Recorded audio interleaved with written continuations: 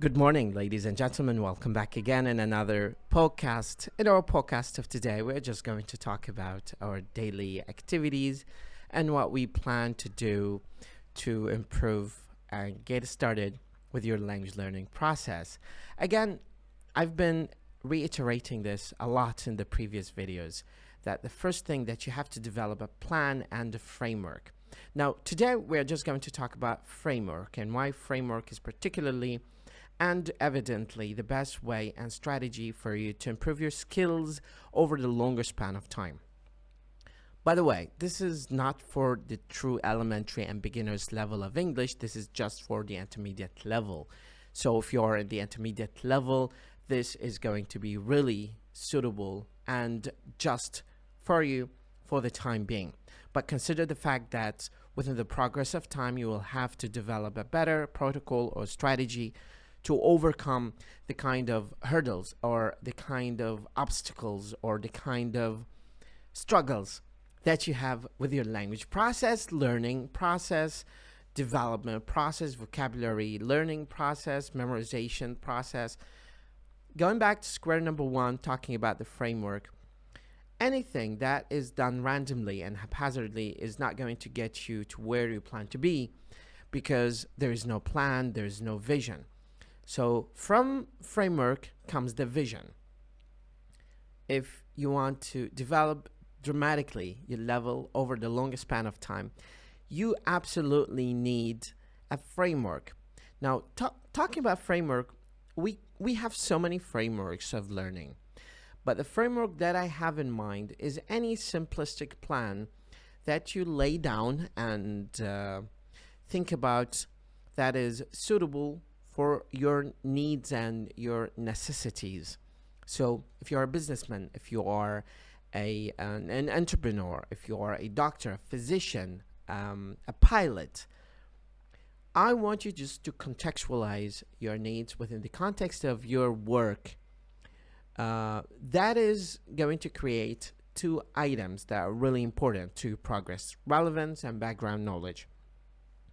Building on your background knowledge and your relevance of the topic that you're focusing on is going to give your mind good chance to focus particularly on that point that is the center or the epicenter of focus. You give your attention to things that are relevant to you. You give your attention to things that have something to do with your background knowledge. I was talking to a friend of mine yesterday about the ways to improve his reading skills. And he said, well, I'm struggling with reading. And I will tell you why this is relevant later. So I asked him to read a short passage. When he read it, I found him struggling with pronunciation of certain words in the passage. So when there is limited ability in pronunciation section of your language, there is limited ability in your comprehension of that passage. So in order to maximize or optimize your comprehension of a text, you have to develop a framework to improve your writing. Now, how do we improve our writing? I asked him what he was interested in. And he said, well, I'm interested in medicine because I'm a pharmacist and I deal with medicine, all kind of medicines on a daily basis. So I pulled out an article from the Scientific American, which is very common and popular worldwide magazine that has to do with science. And I copied the content of the article and I pasted on a text analyzer software.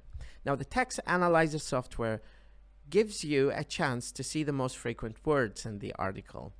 So we checked the most frequent words, we analyzed them, we saw that we are not familiar with some of them.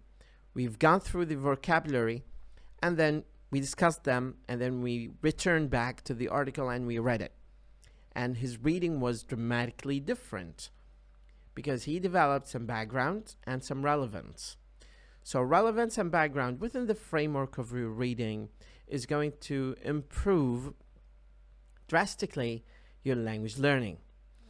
Second thing, along with the framework that you plan or the protocol that you have to put within the framework of your learning, is to slow down. There is no need to speak in the same level of your first language or your default language of Arabic. For example, English is not our first operating system language or default language, so there is no obligation whatsoever to speak it at the same speed of the native speaker's speed, which is 150 words per minute, I think, give and take.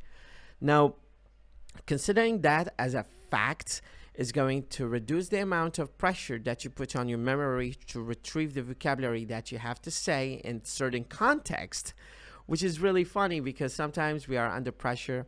We feel dramatically under pressure to the point that we lose people's attention or audience attention, and we kind of struggle to find the right word for the right context. In this case particularly, is a clear manifestation of the fact that you're putting so much pressure on your memory to speak at the same level of speaking of English, which is wrong. That's not possible. English is our second operating language system, and admitting that is going to admittedly say that your English is not as perfect as your first default acquired language. That is going to put you in relief from the pressure of speaking the same speed. That is going to give you a chance. That is going to give a chance to your memory to go back and retrieve the correct word for the correct context. So that's absolutely important in case you want to deliver a clear message and clear understanding to the people that you're addressing, you're talking to, or those people who are listening to, in my case, for example. So the framework has to do with multifaceted aspects of learning and behaviors. For reading particularly, I draw attention to that reading example to give you a chance to think that no matter what kind of struggle that you have in reading, vocabulary, grammar, speaking, listening, writing, there is a chance that you provide yourself with a framework that has a vision that I want to be at this level. I want, for example, to speak properly with better vocabulary, thinking of that the majority of conversation that happens among people falls within the domain of the most common 1,000 words.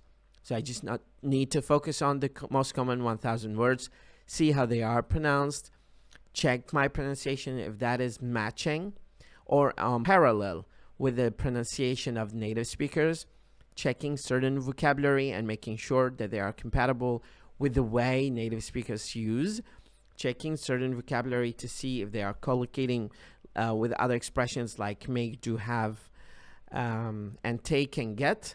These are very common verbs that are really important for you to capture, learn how to use them and incorporate them in your daily conversation.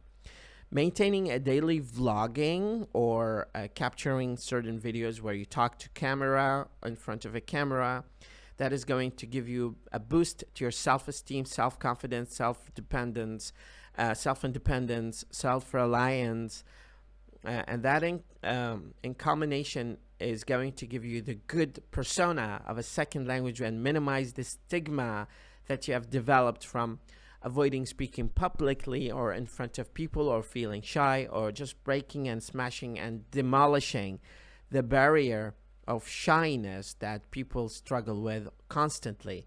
The majority of problems that we struggle with are psychologically per se, not linguistically related.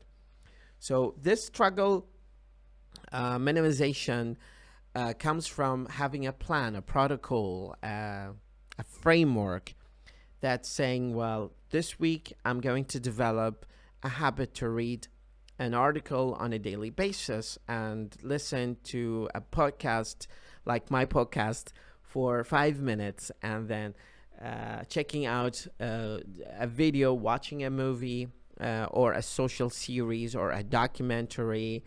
That is going to enhance my listening skills. And altogether, language is a cocktail. It's a combination of things that snippet of things that collectively will form the beautiful creature that we call language. And it's not going to grow dramatically over a week or two. It takes months, if not years. People spend years, maybe 5 years, 10 years learning a language and mastering it to become very professional and fluent. We cannot be perfect in language. We can be professional, we can be fluent, we can be accurate, but that comes with pain and struggle. I remember one day I saw a t-shirt on one of the DLI students, Defense Language Institute. It's a very famous military institute that teaches American soldiers languages of the world. And I saw on that t-shirt a saying, a quote actually, that says, "No pain, no gain." Now, it's a common saying in English to say, no pain, no gain. So they switched the G sound with gain because they were learning Arabic. So they wrote on that shirt, no pain, no gain. That means if there is no struggle with your learning, then there is no Arabic. Keep that in mind. This is just a daily vlog. I wanted to touch base and see what you've been doing. Please keep me posted with any updates that you have and any kind of strategies that might enhance, empower, and develop your skills. Please share them in the comment section. Share this video if you think that is going to be utilizable by the mass learners around the world, and give them a certain motivation to help them better their English skills and improve all the way to the point of being very professional English speakers. Have a lovely day. I love you all. Thank you so much for listening and tuning in. And stay in touch. If you have any comments, inquiries, questions, please share them with me on my Facebook page, on my YouTube channel, on my Instagram, Viber, WhatsApp, and I will be all there, one click away, one message away. I love you all. Thank you so much. God bless you, and see you soon.